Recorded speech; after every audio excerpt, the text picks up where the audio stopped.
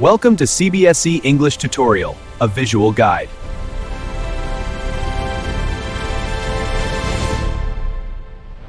Today, we are diving deep into Alphonse Daudet's The Last Lesson, which, as you know, is one of the most important chapters for your CBSE Class 12 English exams. We're going to crack the code on those questions that just seem to show up time and time again. Have you ever wondered why that is? Well, it's because all those seemingly different questions are really just designed to test a handful of core ideas.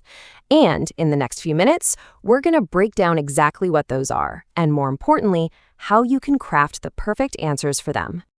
Okay, let's dive right in with the first big question that always comes up. What was going on with that strange, solemn atmosphere at the school? So when our narrator, Franz, shows up, the whole scene is completely different from a normal school day. And trust me, examiners love to test your attention to detail here, so let's break down the specific changes he notices. So when you get this question, you need to hit these 4 key points. The school was just eerily silent, you know?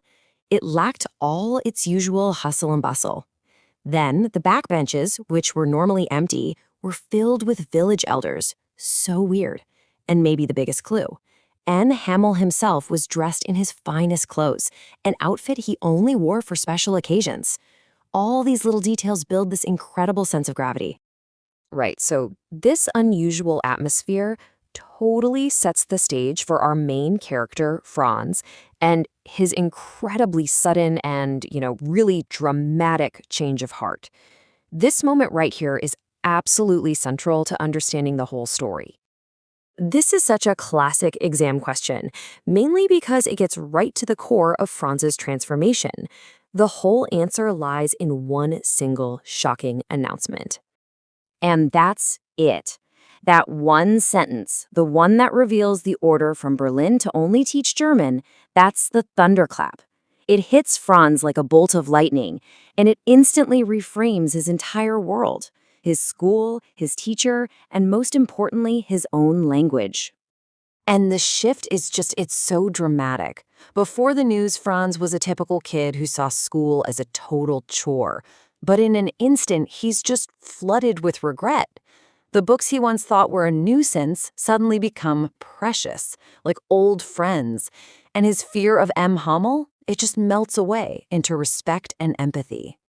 Now, let's switch gears and look at our other central character, M. Hamel, because his transformation on this day is just as significant, and yep, it's another favorite topic for examiners.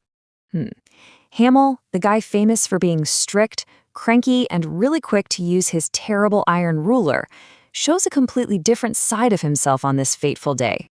So instead of anger, there's kindness. He speaks gently. He explains the final lesson with this incredible patience, almost as if he's trying to pour all of his knowledge into them in this one last session. He's no longer just a feared schoolmaster. He's become this patriotic guardian of the very culture that's being stripped away. And at the very end, he's so overcome with emotion that he can't even speak. So instead, he turns to the blackboard and writes these words as large as he possibly can. Vive la France, which means long live France. It's his final, powerful, and totally silent act of patriotism. This brings us to the central theme of the story, and this, my friends, is a guaranteed topic on your exams, the profound importance of one's mother tongue. This is, you could argue, the most important quote in the entire chapter. M. Hamel's point is so deep. Language isn't just a tool for communication, it's the core of a people's identity. He argues that for an oppressed people, holding on to their language is like holding the key to their own prison. The order from Berlin is a perfect example of this idea. Linguistic chauvinism. It's basically an act of cultural warfare where the conquerors, the Prussians, are trying to erase the identity of the people they've conquered by taking away their French language. So if learning French was this important, why on earth did the people of Alsace neglect it for so long? Well, Monsieur Hamel gives a very clear and very honest answer to that. Hamel doesn't just point fingers at one group. Nope. He says that the entire community was responsible for taking their language and their education for granted. What's so powerful here is how the blame is shared across the entire community. It wasn't just the students putting things off. M. Hamill points out that the parents often cared more about a little extra money from farm work than their children's education.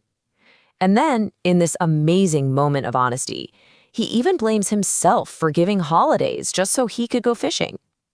And this is exactly why the old villagers are there. Their presence isn't just about showing respect for M. Hamill. It's like a silent admission of their collective guilt and a final, desperate attempt to honor the culture they had neglected and were now losing. And this number is so significant.